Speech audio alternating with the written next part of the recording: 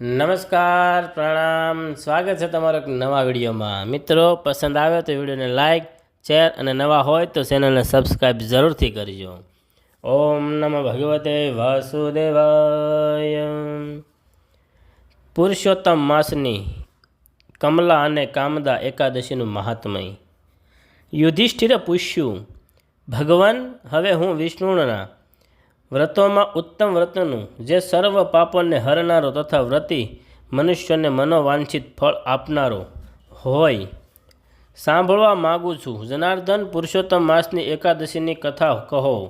તેનું શું ફળ મળે છે અને તેમાં કયા દેવતાનું પૂજન કરવામાં આવે છે? પ્રભો, કયા દાનનું શું પુણ્ય છે? મનુષ્યોએ શું કરવું જોઈએ? તે સમયે કેવી રીતે સ્નાન કરવામાં આવે છે? કયા મંત્રનો જાપ છે? કેવી પૂજન વિધિ બતાવવામાં આવી છે? પુરુષોત્તમ માસમાં કયા અન્નનું ભોજન ઉત્તમ છે? ભગવાન શ્રી કૃષ્ણ બોલ્યા, રાજેન્દ્ર, અધિક માસમાં આવવાથી જે એકાદશી હોય છે તે કમલા નામથી પ્રસિદ્ધ છે। તે તિથિઓમાં ઉત્તમ તિથિ છે। તેના પ્રભાવથી લક્ષ્મી અનુકૂળ થાય છે। તે દિવસે બ્રહ્મ મુહૂર્તમાં ઉઠીને ભગવાન પુરુષોત્તમનું સ્મરણ કરવું અને વિધિપૂર્વક સ્નાન કરીને વ્રતી પુરુષે વ્રતનો નિયમ લેવો। ઘરે જપ કરવાનું 1 ગણું, નદીમાં તટ પર બમણું, ગૌશાળામાં 1000 ગણું, અગ્નિહોત્ર ગૃહમાં 1000 ગણું,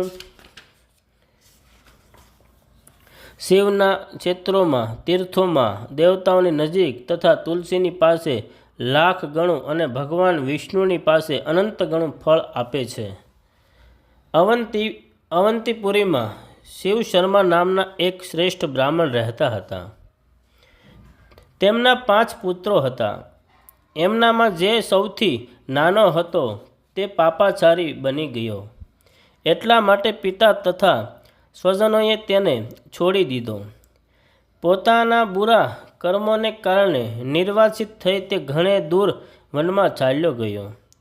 દેવયોગથી એક દિવસ તે તીર્થરાજ પ્રયાગમાં જઈ પહોંચ્યો। ભૂખથી દુર્બળ શરીર અને દીન મુખ લઈને તેણે ત્રિવેણીમાં સ્નાન કર્યું। પછી ભૂખથી પીડિત થઈને તે ત્યાં મુનિઓના આશ્રમો શોધવા લાગ્યો। એટલામાં તેને ત્યાં હરિમિત્ર મુનિનો ઉત્તમ આશ્રમ જોવામાં આવ્યો। પુરુષોત્તમ માસમાં ઘણાય મનુષ્યો એકઠા થયા હતા। આશ્રમ પર પાપનાશક કથા કહેનારા બ્રાહ્મણોના મુખેથી તેણે શ્રદ્ધાપૂર્વક કમલા એકાદશીનો મહિમા સાંભળ્યો, જે પરમ પુણ્યમયી તથા ભોગ અને મોક્ષ પ્રદાન કરનારી છે। જય શર્માએ વિધિપૂર્વક કમલા એકાદશીની કથા સાંભળીને તે બધાની સાથે મુનિના આશ્રમ પર જ વ્રત કર્યું।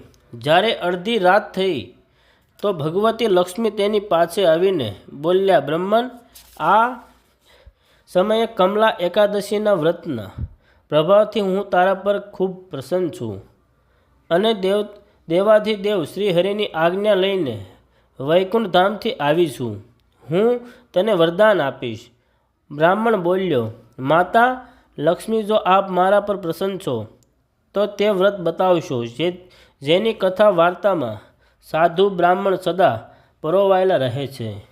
લક્ષ્મીજીએ કહ્યું, બ્રાહ્મણ, એકાદશી વ્રતનું મહાત્મય શ્રોતાઓએ સાંભળવા યોગ્ય સર્વોત્તમ વિષય છે। એ પવિત્ર વસ્તુમાં સૌથી ઉત્તમ છે। આનાથી ખરાબ સપનોનો નાશ તથા પુણ્યની પ્રાપ્તિ થાય છે। તેથી આનું યત્નપૂર્વક શ્રવણ કરવું જોઈએ।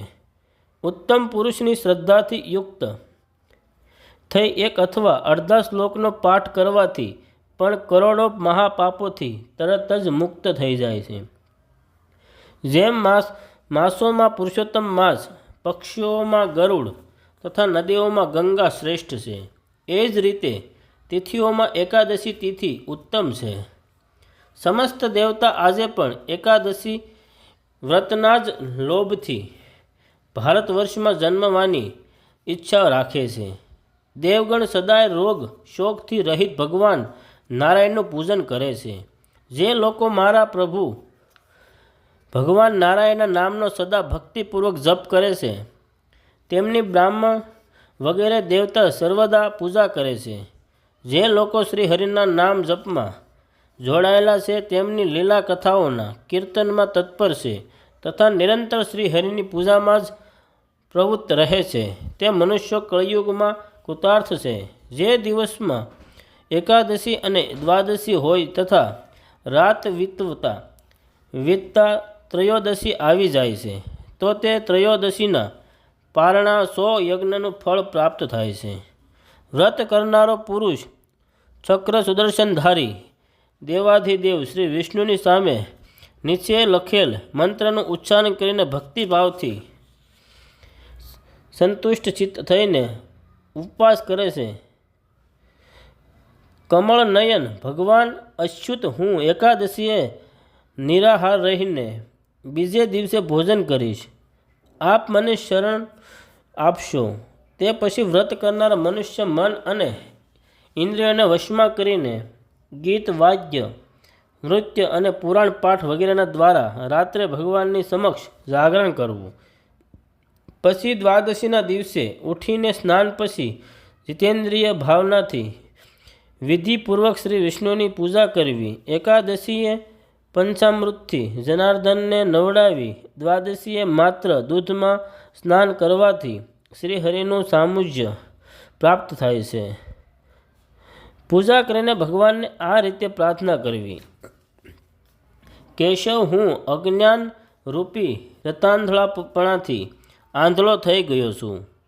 આપ આ વ્રતથી પ્રસન્ન થાઓ અને પ્રસન્ન થઈને મને જ્ઞાન દ્રષ્ટિ પ્રદાન કરશો. આ રીતે દેવતાઓના સ્વામી દેવાધિદેવ ભગવાન ગદાધરને નિવેદન કરીને ભક્તિપૂર્વક બ્રાહ્મણોને ભોજન કરાવવું તથા તેમને દક્ષિણા આપવી. તેના પછી ભગવાન નારાયણને શરણાગત થઈને બલિ વૈશ્વદેવની વિધિથી પંચમહાયજ્ઞોનું અનુષ્ઠાન કરીને પોતે મૌન થઈ પોતાના બાંધવોની સાથે ભોજન કરવું. આ રીતે જે શુદ્ધ ભાવથી પૂર્ણમય એકાદશીનું વ્રત કરે છે તે પુનરાવૃત્તિથી રહિત વૈકુંઠ ધામને પ્રાપ્ત થાય છે. ભગવાન શ્રી કૃષ્ણ કહે છે, રાજન, આમ કહીને લક્ષ્મી દેવી પહેલાં બ્રાહ્મણને વરદાન આપી અંતર્ધ્યાન થઈ ગયા.